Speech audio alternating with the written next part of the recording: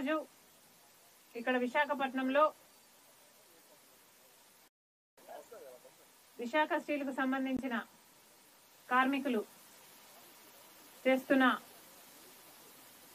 ఈ రిలే నిరాహార దీక్ష 1545వ రోజు. దాంట్లో పాల్గొనడానికి కాంగ్రెస్ పార్టీ అధ్యక్షురాలుగా మొత్తం కాంగ్రెస్ పార్టీ వీళ్ళకు మద్దతు పలుకుతూ ఈరోజు ఇక్కడ 11 గంటల నుంచి 3 గంటల వరకు నేను కూడా వాళ్ళతో పాటు నిరాహార దీక్ష చేయడం జరిగింది. వీళ్ళు ఇక్కడే ఇదే ప్రదేశంలో టెంట్లు మారుస్తున్నారు తప్పితే వీళ్ళ అజెండా మార్చలేదు. ఏ రోజైతే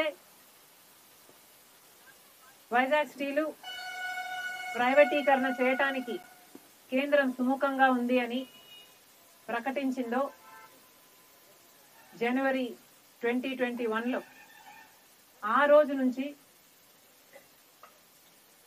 ఈ రోజుల వరకు 1545 రోజులుగా ప్రైవేటైజ్ చేయడానికి వీల్లేదు అంటూ ఇక్కడే కూర్చొని కనీసం రోజుకు 30-40 మంది అయినా సరే వాళ్ళ నిరసన వ్యక్తం చేస్తూనే ఉన్నారు. ఇన్ని రోజులుగా 1545 రోజులుగా ఒకటే దీక్ష. ఎన్ని అడ్డంకులు వచ్చినా బెదరకుండా, కేసులు పెట్టినా లొంగకుండా ఒకటే ఫోకస్ తో ఇన్ని రోజులుగా చేస్తున్నారు అంటే ఎంత బలంగా, ఎంత దృఢ నిశ్చయంతో వీళ్ళు చేస్తున్నారో పాలకులకి అర్థం కావాల్సిన అవసరం ఉంది. 2014లో మన రాష్ట్రం ఏర్పడితే అప్పటి నుంచి అధికారంలో ఉన్నది బీజేపీ ప్రభుత్వం, మోడీ గారు. అదేమిటో గాని 2014 వరకు బ్రహ్మాండంగా నడిచిన విశాఖపట్నం స్టీలు కాంగ్రెస్ పార్టీ అధికారంలోంచి దిగిపోయిన వెంటనే, బీజేపీ పార్టీ అధికారంలోకి వచ్చిన వెంటనే విశాఖ స్టీలుకు కష్టాలు మొదలైంది. కారణం వెతకాల్సిన అవసరం లేదు. కారణం చాలా సింపుల్. మోడీ ప్రభుత్వం అదానీ లాంటి వాళ్ళకు మేలు చేయాలి, దేశంలో ఉన్న ఎంతో మంది కాంగ్రెస్ ప్రధానమంత్రులు స్థాపించిన పబ్లిక్ సెక్టర్ యూనిట్స్ ని ప్రైవేటైజ్ చేయాలి, దాని ద్వారా బీజేపీకి సంబంధించిన అదానీ లాంటి వాళ్ళకి మేలు చేయాలి. ఈ ఒక్క కారణం చేత అప్పటి వరకు బ్రహ్మాండంగా నడిచింది విశాఖ స్టీలు. అప్పటి నుంచే కష్టాలు మొదలైనవి. అన్నిటికీ బరి తెగించి బీజేపీ, మోడీ ప్రభుత్వం నిస్సిగ్గుగా ఇంత మెగ్నిఫిసెంట్ ప్రాజెక్ట్, విశాఖ స్టీల్ అన్నది ఆంధ్ర రాష్ట్రానికే తలమానికం, ఆంధ్రుల గర్వకారణం. ఎంతో మంది త్యాగాల వల్ల కాంగ్రెస్ పార్టీ స్థాపించిన ఈ పబ్లిక్ సెక్టర్ యూనిట్ ని బీజేపీ నిస్సిగ్గుగా ప్రైవేటైజ్ చేస్తామని జనవరి 2021న ప్రకటించడం జరిగింది. దాంతో మొదలైన వీళ్ళ నిరసన ఈ రోజుల వరకు కొనసాగుతూనే ఉంది. ఇంతకాలం వీళ్ళు పడిన కష్టం ఒకటి అయితే, 6 నెలలుగా వీళ్ళు పడుతున్న కష్టం ఇంకొక ఎత్తు. అకారణంగా ఒకప్పుడు 34,000 మంది ఉద్యోగస్తులు ఉండి 7.5 మిలియన్ టన్ కెపాసిటీ ఉత్పత్తి చేసిన ఈ వైజాగ్ స్టీల్ సంబంధించి ఇంత మెగ్నిఫిసెంట్ ప్రాజెక్ట్ గా ఇంత వైభవంగా పనిచేస్తే ఈరోజు కేవలం 23,000 మంది ఉద్యోగస్తులు ఉన్నారు. దాంట్లో దాదాపు 11,000 మంది పర్మనెంట్ ఉద్యోగస్తులు, 14,500 మంది కాంట్రాక్ట్ ఉద్యోగస్తులు.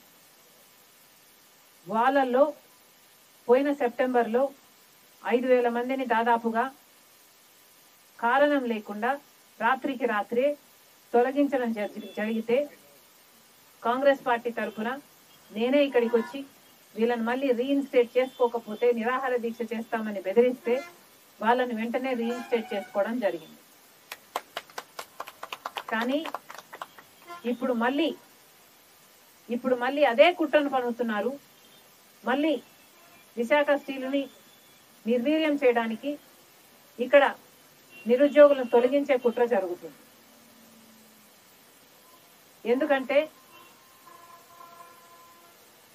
బీజేపీ పార్టీ మనిషి అదాని, పక్కనే గంగవరం పోర్టు ఉంది. దాన్ని జగన్మోహన్ రెడ్డి గారు రాజశేఖర్ రెడ్డి గారి కొడుకై ఉండి కూడా రాజశేఖర్ రెడ్డి గారు గంగవరం పోర్టు ప్రభుత్వం చేతిలోకి మళ్ళీ 30 సంవత్సరాలకి రావాలి అన్న ఉద్దేశంలో రాజశేఖర్ రెడ్డి గారు పని చేసినా కూడా జగన్మోహన్ రెడ్డి గారు ప్రభుత్వానికి ఉన్న 10%ని కాస్త కేవలం 600 కోట్ల రూపాయలకు అదానికి ఇచ్చేయడం జరిగింది. 9,000 కోట్లు విలువ చేసే అదాని పాలైంది. ఈ రోజు వరకు కూడా ఇప్పుడు కూడా ఇక్కడ కూడా అదాని పోర్టు బాధితులు 600 మంది లోకల్స్ ను తీసేశారు. వాళ్ళకు కావాల్సిన వాళ్ళని పెట్టుకున్నారు.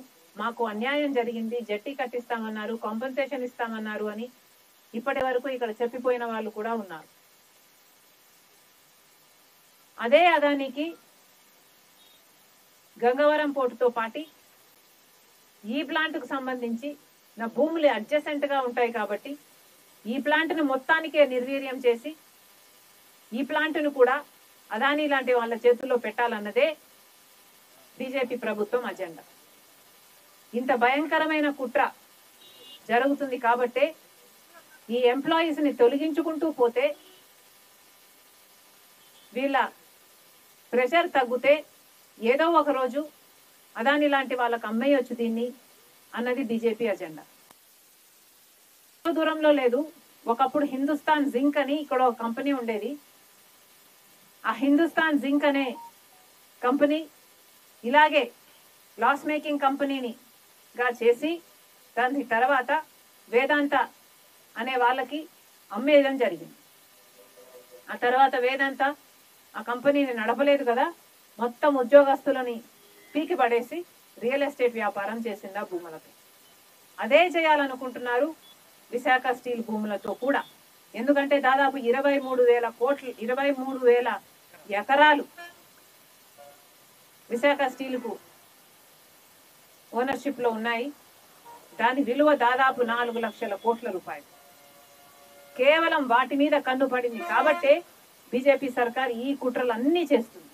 బ్రహ్మాండంగా నడిచే కంపెనీ, బ్రహ్మాండంగా నడిచే ప్రాజెక్టు. దీనికి ఇప్పుడు ఎన్ఎండిసి నుంచి సప్లై చేసే రా మెటీరియల్ అయితేనేమి, పవర్ సప్లైకి కావాల్సిన బొగ్గు అయితేనేమి, లాజిస్టిక్స్ పరంగా ట్రాన్స్పోర్టేషన్ కావాల్సిన కాస్ట్ అయితేనేమి అన్నీ పెరిగిపోయినాయి, పెంచేశారు.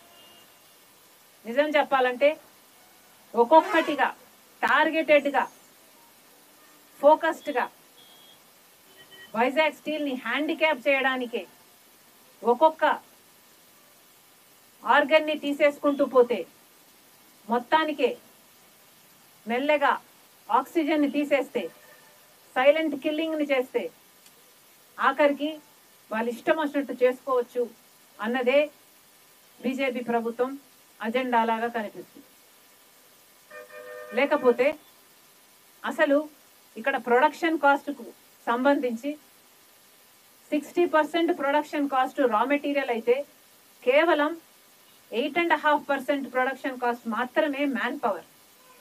మరి అలాంటిది మీరు కాస్ట్ ఆఫ్ ప్రొడక్షన్ తగ్గించాలి అనుకుంటే మీరు రా మెటీరియల్ కాస్ట్ తగ్గిస్తారా 10 రూపాయలు 15 రూపాయలు లేకపోతే మ్యాన్ పవర్ ఉన్న మ్యాన్